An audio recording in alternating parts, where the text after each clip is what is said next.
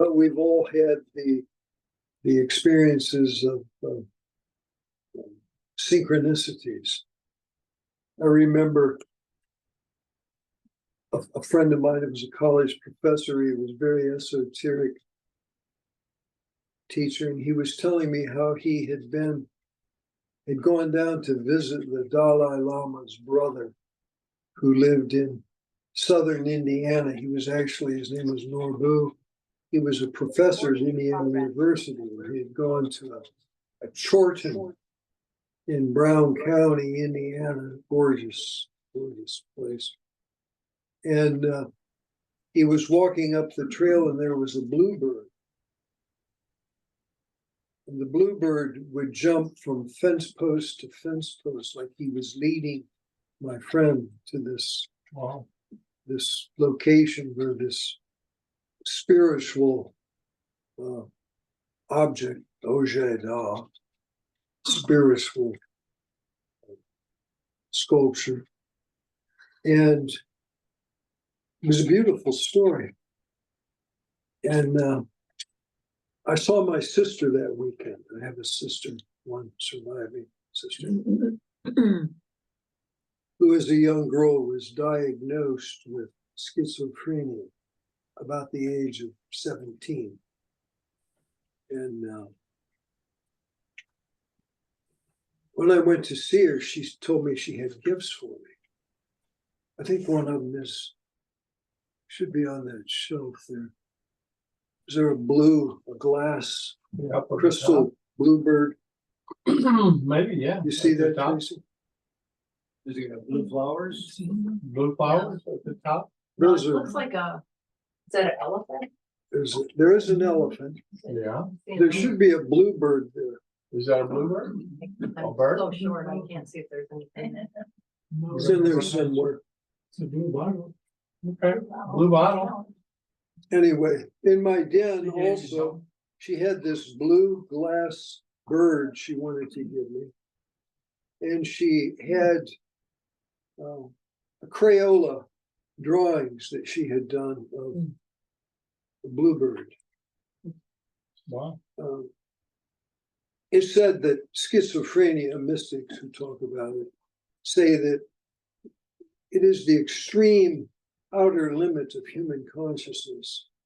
You'll find the schizophrenic. There is a thin line between schizophrenia and discipleship. One of my favorite quotes from the Alice Bailey books was the extract from the Tibetan master Djwhal Khul. There's a picture of him somewhere up here. Djwhal Khul. He said that we're all disciples, from the humblest aspirant up to and beyond the Christ himself. And of course, the more you learn about the spiritual hierarchies, you realize what a true statement that really is. And so, because we're all disciples, we're all seeking the same end result, regardless of our ethnicities, nationalities. We're all evolving toward the same final result. And that is the next kingdom in nature, the spiritual kingdom that will make us as different from cats and dogs as the masters are from us. They are the equivalent of, in the analogy that I'm using, that we're all evolving to higher and higher planes of consciousness and understanding. And because of that, there is this energy field, which may be, I think, is magnetic, and it brings about experiences that we have that present themselves as coincidences and as synchronicities. I remember this same friend I told you about with the story of the bluebirds. There was a book that had been written by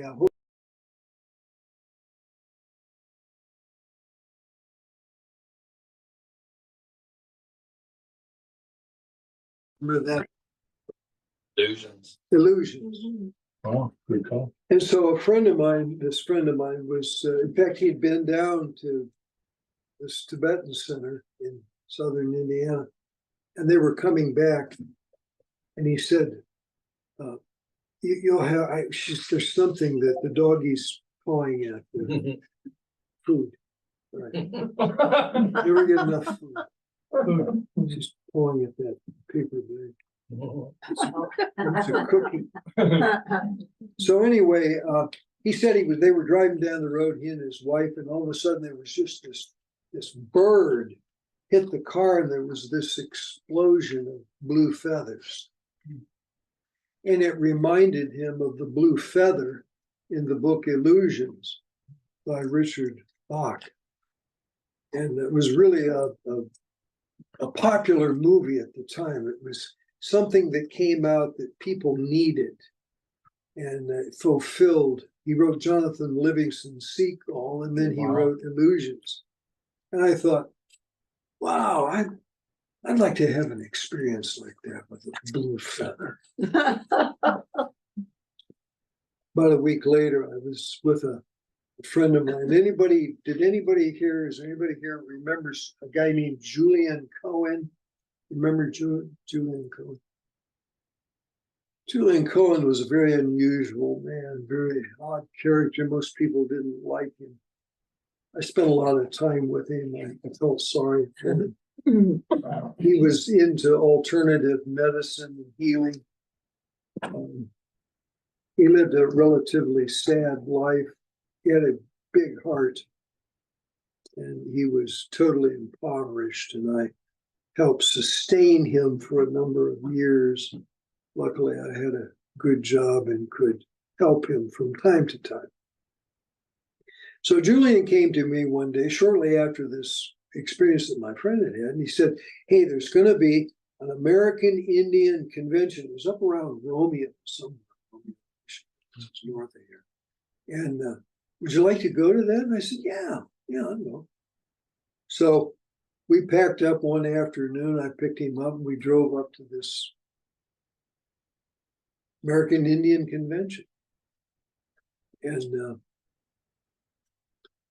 they had all the vendors in a big, like a wagon wheel kind of a thing. And then the Indians were in the center, and they were in costume, fabulous costumes. And they were building in the center of this round area that they had established.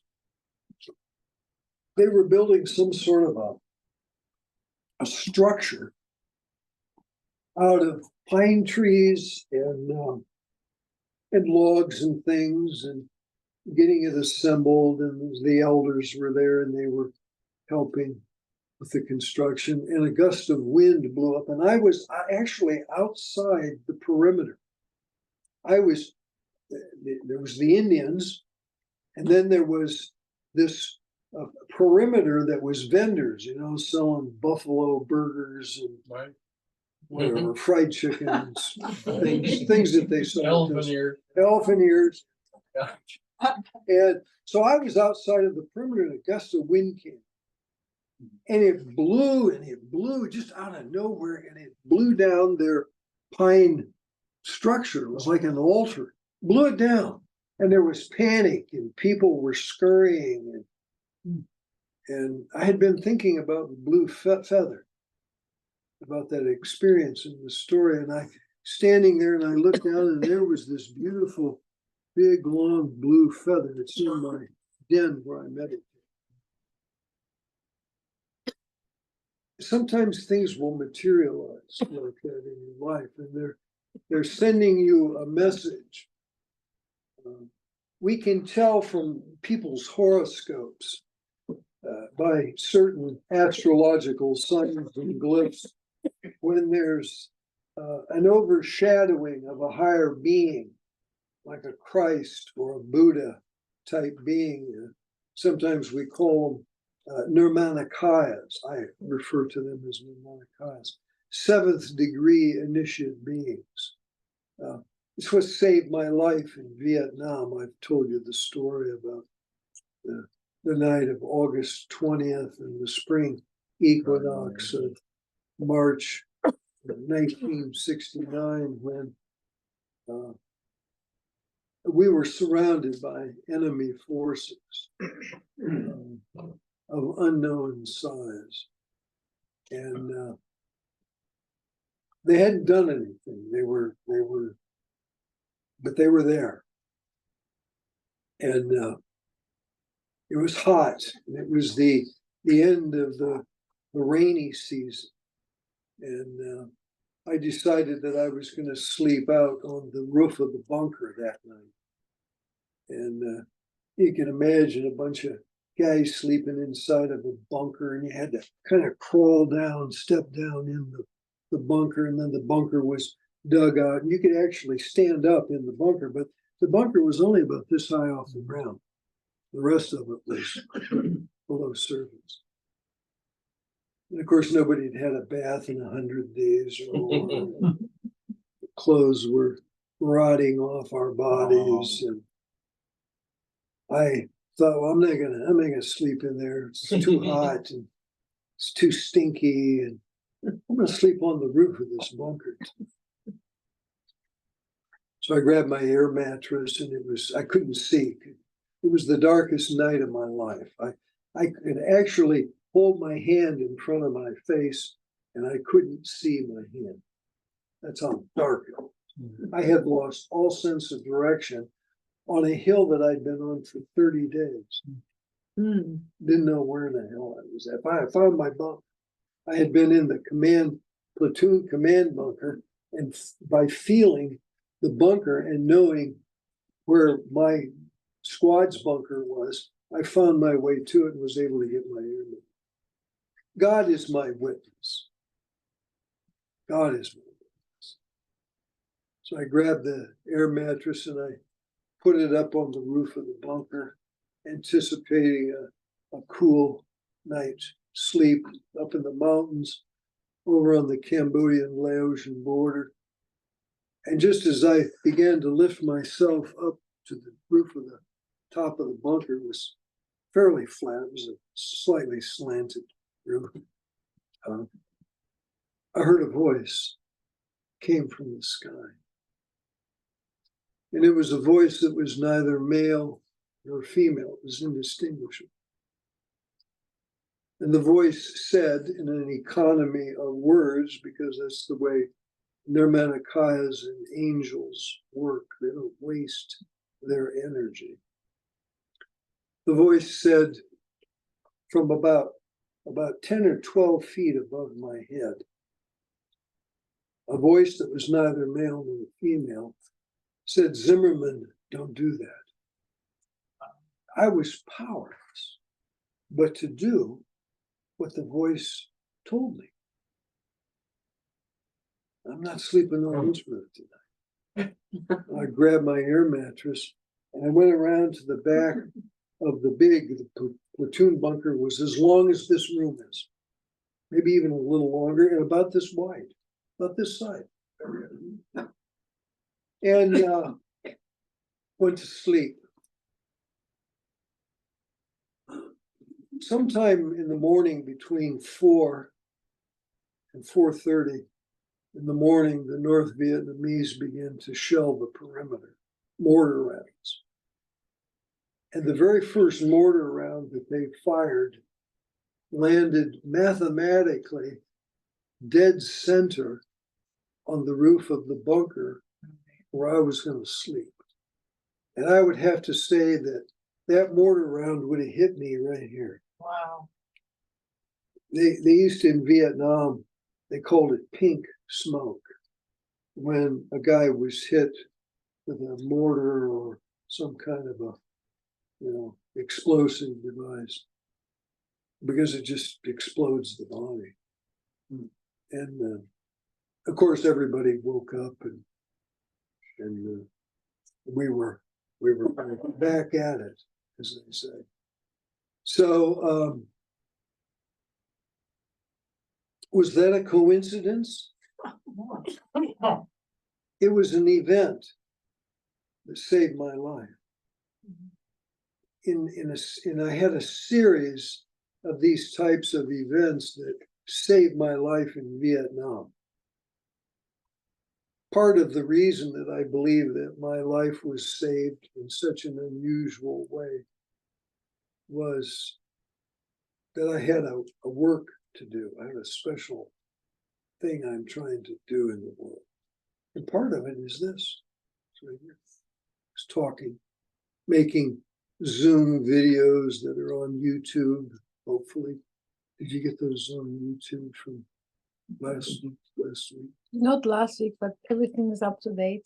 Did you order those table covers? Yeah, I did.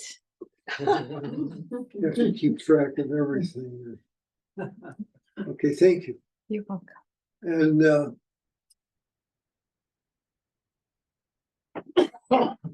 these things happen, and we don't. Sometimes they happen so suddenly, and they're so unbelievable. When they happen, it takes months to digest what has happened, or years. And you can look back and try to comprehend what the heck was going on. I found out years later that I had in my horoscope, I've talked about this before, Tracy has a similar thing in her horoscope, that shows the overshadowing Venus in the 10th. You have Venus retrograde in the 10th house, right? I don't know if it's retrograde, but it's in the town. It's in the, well, it doesn't matter, I guess, if it's retrograde or not. I think it helps, but what is interesting is that it's an indication of an overshadowing of what you would call Jesus. Many of you would call Jesus. I call them Nirmanakayas. One of the deep secrets is that there are many Christs. There are many Buddhas.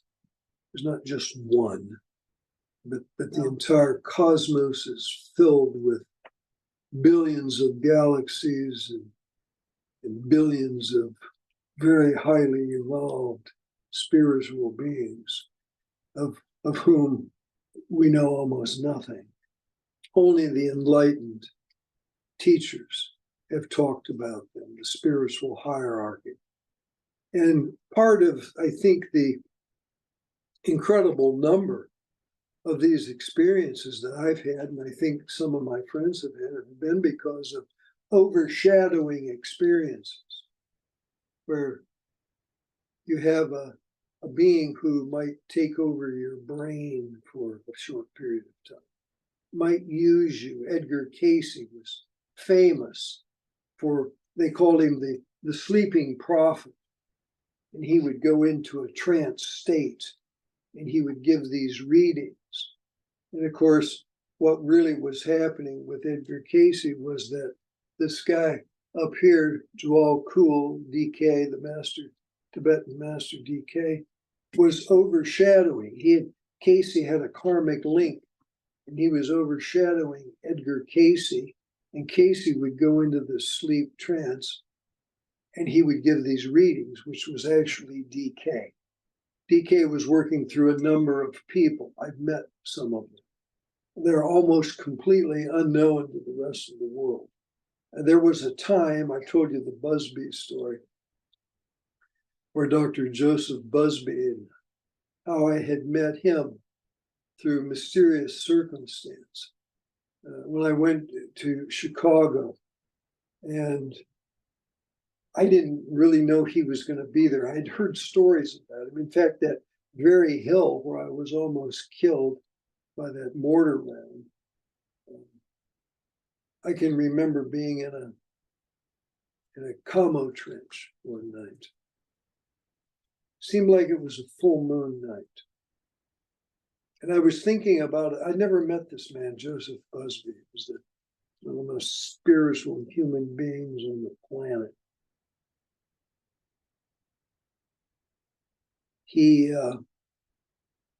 We'll talk about this for a little bit, because it's good to sometimes to tell a story, and you can, out of the story, you'll be able to extract esoteric knowledge about coincidences.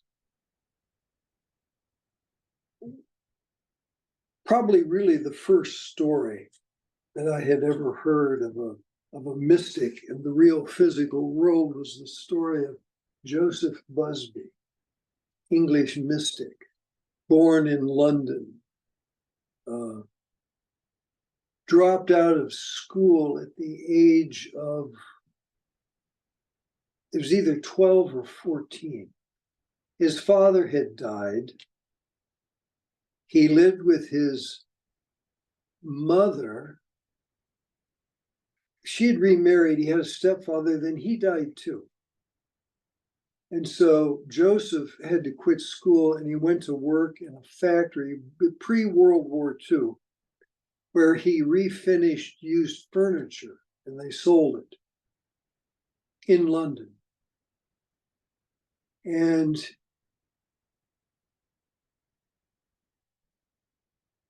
he was touring America,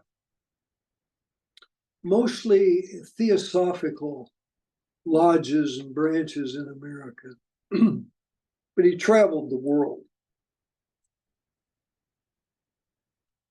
He never went to school beyond the age of either 12 or 14, and he had 60 honorary doctorate degrees from very impressive universities in the world. He would answer your questions before you ask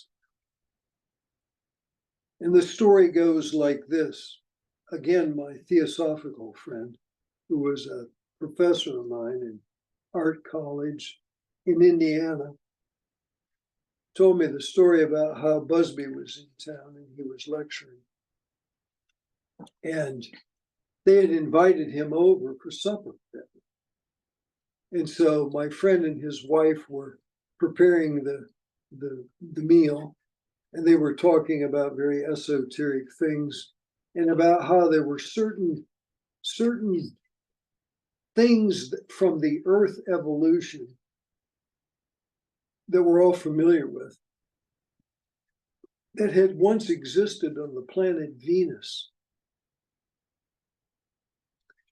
And that as the world was being created, the being whose name is known in esoteric circles, Sanat Kumara, the Hindus talk about Sanat Kumara, Lord of the world, had brought from the Venusian evolution 3 things that were instrumental in the evolution of life on Earth. And one of the things were bees, which are so unaerodynamic and whose wings vibrate at such a sporadic rate of speed that it's scientifically impossible for the bee to fly, and yet it flies. Another thing that came from the Venusian evolution was wheat. And they were discussing this. Wheat was brought from another planetary evolution to the Earth life wave or evolution. And there was a third thing, and they couldn't think about it. And Don said, well, we'll talk about it later. I got to go pick Dr. Busby up. And he's 10 miles on the other side of town. And I'll go get him, and then we'll come back and we'll have something. So he got in the car and he drove and went to this family home, a very wealthy family there.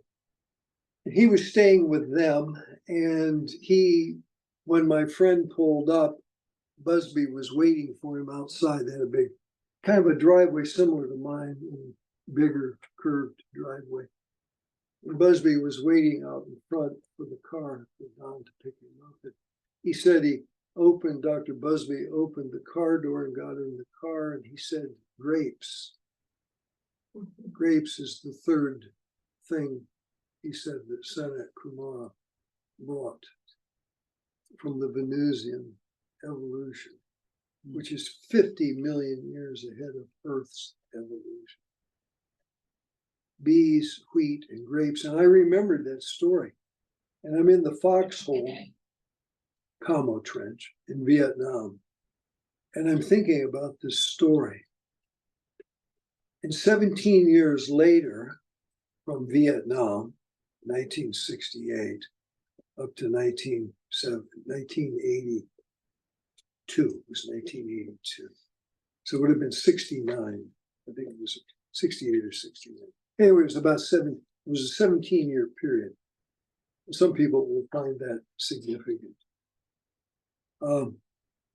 So I'm in Chicago and I hear a lady at a Ramada Inn hotel where there's going to be this convention that I've gone to. I said I wasn't going to go. I told my friend, I called him that morning. He was supposed to go with me. And he said, now it's late in the summer and we haven't done anything with the kids. And so I'm not going to go. And so I said, well, I'm not going to go either. I'll talk to you later. And I hung up the phone. I reached over on the table and I grabbed my car keys and put them in my pocket. I went into the bedroom and got a suitcase full of clothes and went out and got in the car and drove to the airport. After telling him I wasn't going to go, and got on the plane and flew to Chicago, which is not a long flight, but beats driving. So I got to the Ramada O'Hare Hotel, and the name of I didn't even know what this convention was. I didn't have any idea. I didn't know anything about it. It was put on by the Coptic Fellowship International. A man by the name of John Davis was a disciple of an Egyptian mystic by the name of Hamid Bey. Extraordinary man, similar to Busby. He and Busby were friends. Hamid Bey. John Davis was bowed. Hamid Bey. So I'm in the lobby and I'm thinking, I don't know what I'm doing here. But if it doesn't turn out good, I'll just get on the plane and fly back to Fort Wayne. I got a week's vacation.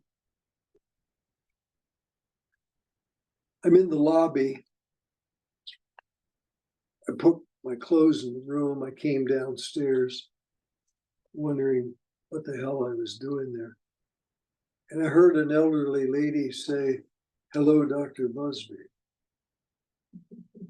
You know, when you have two magnets and they will either repel or they will attract one another, there was this magnetic thing that happened that drew me to him, a force that I could feel, magnetic force that I could feel. God is mine. He turned and walked away, and I followed him down this long corridor into the main auditorium, which was interesting because it had a pyramid-shaped roof. And there were three people standing in the dead center of that room. There was Busby, who I didn't know, his wife, Louise, who had been Dr. Baker's amanuensis 20 years before, 30 years before. And a white Afrikaner by the name of Andrew Whitehead. So I walked up to this Dr. Busby, who I had never met. And I said to him, Dr. Busby, my name is David Zimmerman. I've waited 17 years to meet you. And he shook my hand. His wife, Louise, was standing there. And Andrew Whitehead was behind me. And Dr. Busby said to Andrew Whitehead, he said, Andrew, is this the boy? And I looked at Andrew and his eyes were like this big. And he said, yeah, that's him. And I thought, what are these people? What the heck is going on here? So I couldn't stay away from them. And they were not uncomfortable with me being with them. And I thought, this is odd. So Louise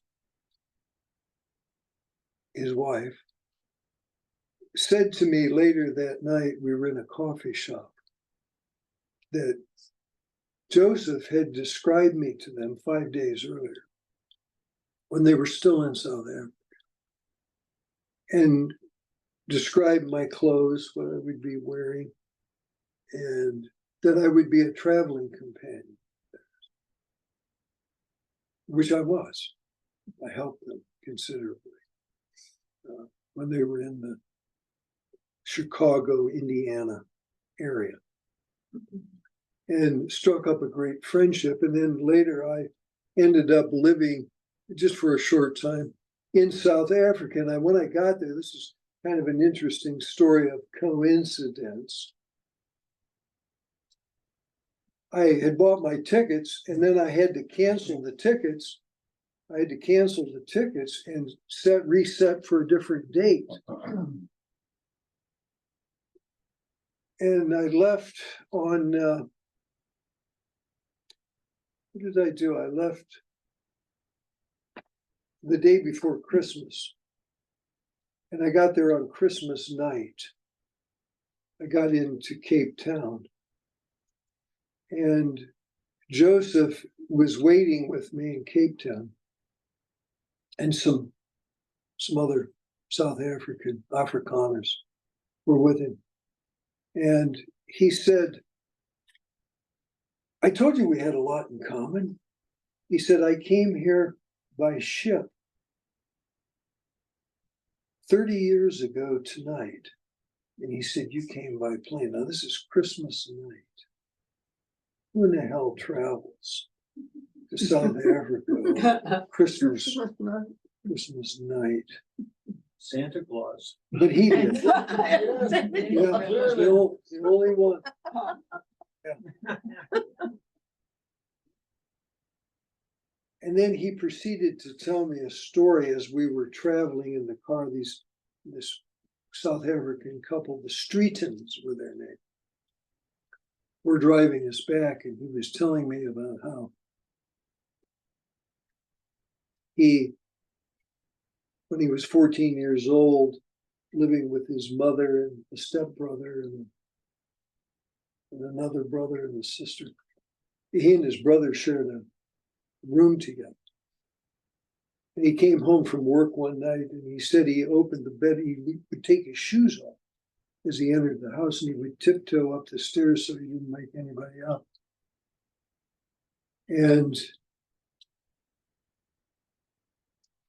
he said he opened the door and he was blinded by an immense light, and he thought his little brother had shined a flashlight, called it a torch in English, all torches. He'd shined a flashlight in his eyes and he'd been blinded. And so he waited for a minute until he got his vision back, and he said he opened the door and he walked into the bedroom, and he could see through the walls of the house, the apartment where they lived, and he could see the traffic in the streets. And he sat down on the bed and he said, "Why? I've been working too hard and I'm not getting enough sleep, and it's causing these things to happen." He said he looked down at the foot of the bed, and there was a little boy and a little girl that had a beach ball between them. And they were like etheric, they were transparent images. Anybody see Star Wars? Princess, what was her name? Layla. The beam came out. It was like that, as he's describing it.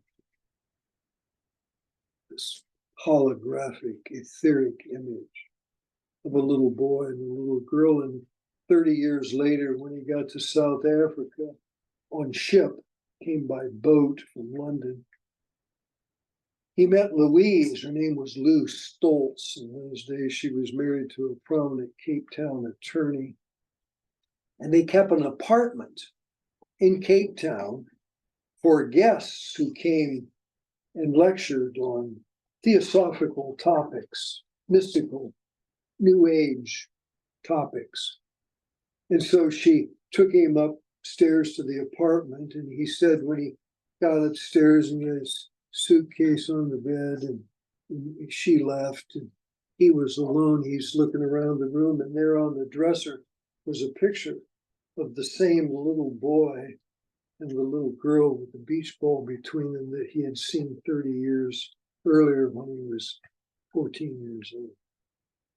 And they were her children. It was her son. I never met the son, but I did meet the daughter.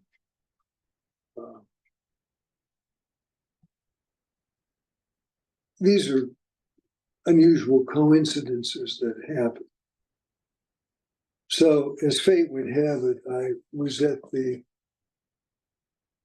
Kroger store on Livernois a few days ago, and I ran into a lady there who came up to me and started talking to me about funding a movie. Isn't that right? Talked about funding a movie. And there was a series of coincidental events that transpired from this encounter that are extraordinary. I know you're extraordinary. There were extraordinary series of events. What were some of those events? Do you remember? We were from Avila, That's right. Indiana. Yeah. I grew up back of my house faced Avila. Mhm. A street name. The street name, yeah. Yeah. Um, You're Tracy's cousin. I'm Tracy's cousin. Yeah. Used to be on television. Anybody remember seeing Welcome Back, Kotter? She was one of the Sweat Hogs. the Sweat Hogs. Wow. Her, John Travolta, and Gabe You hung out Kaplan, with John? and she was a sweat hog. Welcome Back, Kotter. And she asked me about a movie. She's got a movie script, an extraordinary creation, and wanted to know if I would want to be involved in funding this movie. Excuse me. Yeah. And Barry, my fiance, Right, his oldest daughter, right. has quite an unusual name that I've never heard before. And it's the same name as his street now, Breton. Yeah, I So, live I on mean, Breton Street. Breton Street, and Breton is Barry's daughter. I mean, His daughter, yeah. Is that her name? yes, Is her Breton? birth name. Yeah. On the certificate. Oh, Is that wild? that's a good story. Yeah. Yeah, it really is. Yeah, there's a whole bunch of other things too. Yes. There were, I looked up friends of yours on Facebook, and I knew Bruce Penberthy, Bruce who I Penberthy. used to work with at My General next door Motors. neighbor. Yeah. And there was a guy whose name was Philo Farnsworth. Philo Farnsworth. You can't make this up. Philo Farnsworth was the inventor of the television. And in the 1920s or 30s, he won a famous court case against Bob Sarnoff, who was the head of RCA. They were in a court battle over who really invented. Of course, Philo Farnsworth invented it. And the way he invented television was he was on a tractor on a farm in Nebraska. And it came to him, the secret of how to make television work. So there was a guy in Fort Wayne, Indiana, by the name of Frank Fryman. Fryman Square was a nice little park in downtown Fort Wayne, Indiana. And he owned the Magnavox Corporation, or was the founder of the Magnavox Corporation, which made televisions. And they used to be one of the biggest, if not the biggest, was RCA, and it was Magnavox, Philips televisions, but he hired Philo T. Farnsworth to come to Fort Wayne to help enhance the technologies and build televisions for Magnavox Corporation. So the guy, what's the fellow? Mark Adler. Mark Adler. Mark Adler was so impressed with Philo T. Farnsworth that he used that as his name on Facebook. But I knew Philo, So violent. and I knew Philo T. Farnsworth Jr., So and I knew Bob Farnsworth. They all lived in Fort Wayne at a certain time, many years. So that was kind of an interesting coincidence that happened.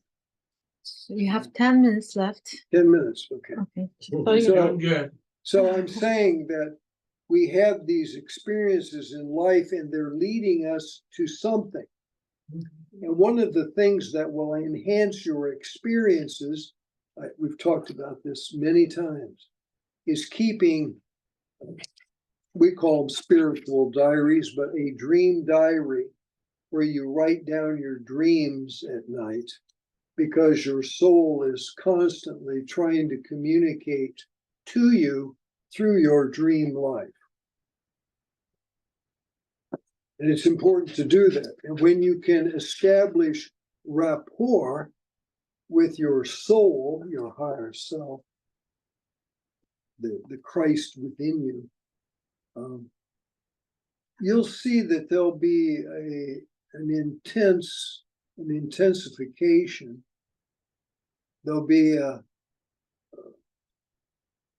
an increased experience with things like synchronicities and coincidence. In fact, it was Busby who said to me, I was about 30, I think I was 35 at the time. He said, there is no coincidence where the divine law is concerned. yeah. And is a very true statement. So, what do we have? We got about 7 minutes. Is there anybody that has any questions tonight about anything that we've discussed thus far? Feel free to speak up. You never know how many people you're going to get on a Zoom meeting. There might be 2, there might be 20. You don't know. I'd like to get it up to 100,000 or more. Oh, boy. But, where I'm working. Is there anybody? Hello? No question, I think. No question. Quiet. Baker said a lot of times he'd ask at the end of his lectures, he'd give these incredible lectures, just the most astounding information. And he'd ask if there were questions, and there were no questions. So I asked him one time, I said, why is that? Why is that you can give out all these incredible lectures, and then you ask the people if they have any questions, and nobody has any questions? He said, because they're filled up.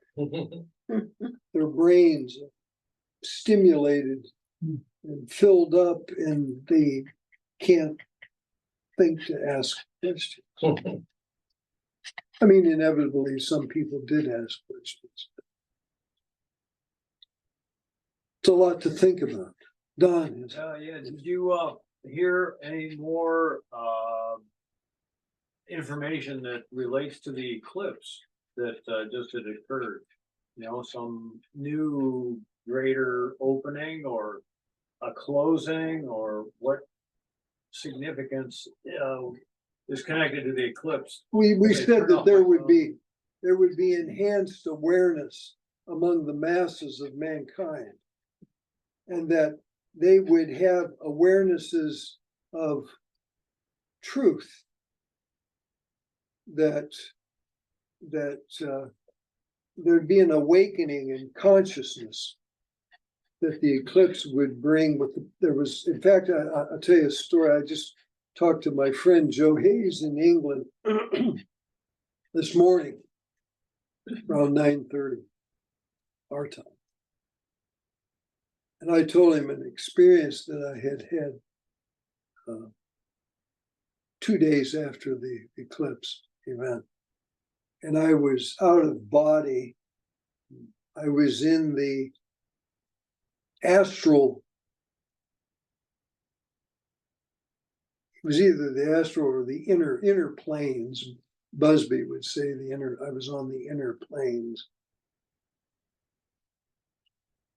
and I saw the alignment of the planets, and at the same time, the 7 planets were aligned, which was a concern of many people. There was a comet that appeared. What they call it, the Dragon Comet. The Dragon Comet, which is significant because comets bring energies with them, and we're talking about ray energies, certain ray energies, 7 rays, 7 distinct energies that influence what we call esoteric psychology. It's the psychology of the coming new age. So anyway, the outcome of my vision that I had on the inner planes of these planetary alignments and of the comet and of the eclipse, all of these things happening simultaneously, was that it would bring about a great awakening.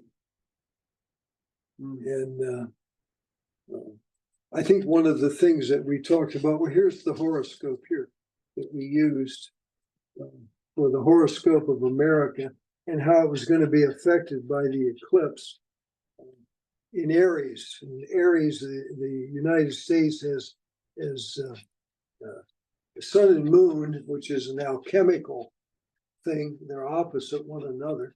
Sun and moon is the eclipse. It involves the eclipse, and it has Aries conjunct the 11th house, and an interception of Earth and Saturn in Libra. Libra rules laws and justice, many things. Sometime in our esoteric astrology lectures, we'll talk about it. But it holds a significant position in the chart, the horoscope of America. And there'll be an awakening in America that is much needed because America plays an important role in the unfolding of what the mystics have talked about, the ones that I'm familiar with, and many of you are familiar with, people like Bailey and Leadbeater, Blavatsky, my friend Douglas Baker talked about. It holds an important role in the unfolding of the coming age of Aquarius. What better place to have it than in America? And it may be, I believe, that the dark forces are trying to squelch it, that planetary evil is existing in a form that we haven't seen since what Mahatma Maurya and Kutumi Lal Singh, the masters that were the part of the foundation of the Theosophical Society, that this planet has not seen in 225,000 years since the fall of Atlantis. I told you the story that Maurya told. He said that he had incarnated this powerful being. You would say it was Christ. He's a Christ being. He said that he had incarnated 225,000 years ago to fight, battle, and destroy the black magicians who had taken over Atlantis. And he said that Atlantis had been so corrupted that anyone who spoke the truth and who knew the truth would be put to death. Kind of like they're doing now. It's the reoccurrence of planetary evil, which is a real thing. The time is up. Okay, is that it? Yeah. Any question? Nobody? No, but thank you very Oh, much. wait, we got a Barry question. Thank you very What? much, they say. Okay. Yeah. So you had said, and I've been going back and forth and pondering it, you had said that there are many, or I think you had said millions of Jesus Christ. Yeah, throughout So let me ask you. throughout the universe. Yeah. Well, there's, There may be a million in our solar system. well, in my They're not mind, there's physical only bodies. been one time, it's one unique Mhm. moment or in history where this person existed in all of humankind.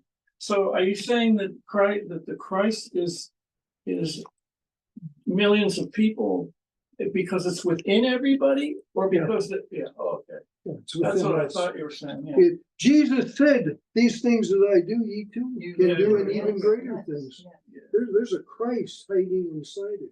Yeah, well, I know that. He's No, he's there, not. yeah, yeah. But I just wasn't sure because I didn't get the connection. I thought you were thinking that there's just all these little Christs running around that haven't manifested yet. You know? Yeah. Yeah. I have a quick question. Since we're talking about astronomy, astrology, what thoughts do you have about the Jupiter Uranus conjunction tomorrow at 21 Taurus? How does that play in? Well, Jupiter is the most benign of all planets. It is the esoteric ruler of Aquarius. Mhm. That's why the age of Aquarius, the things that we never realized in the Piscean age, like the universal brotherhood of mankind, that will be realized in the age of Aquarius. It'll be a reality.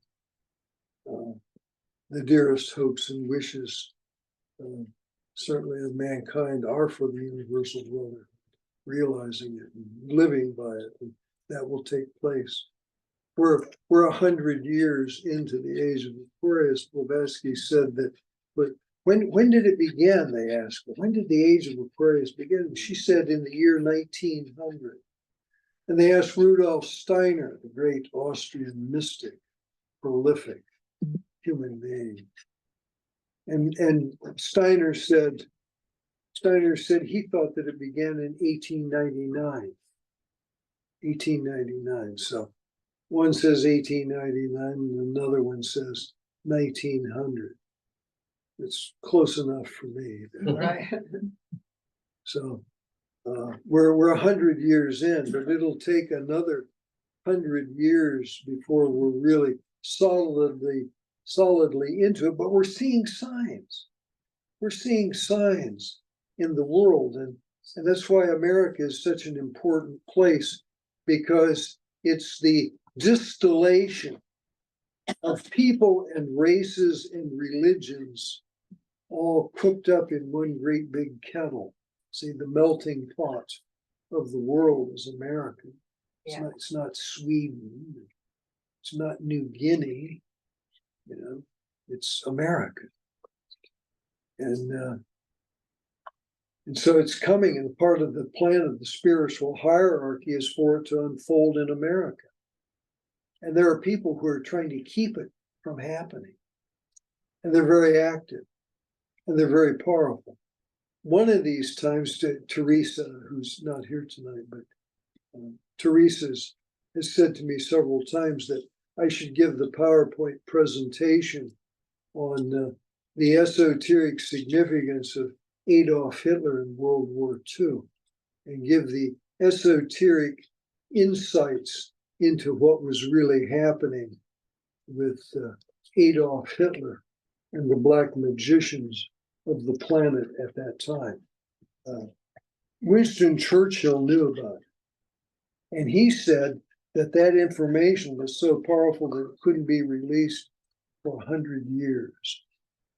So it's in documents, that Churchill and others had put together, but it hasn't been released. But it was Baker who gave me a clue. Sometimes what happens is these powerful teachers will just say a few words. Zimmerman don't do it.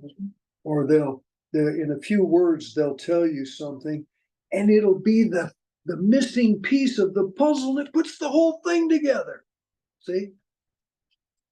So when Baker told me something very esoteric about Adolf Hitler and who he really was, I had enough information that I could put it all together, and we'll see that when we do that. It's 8:35, so you have to say goodbye to everybody. Okay, goodbye, everybody.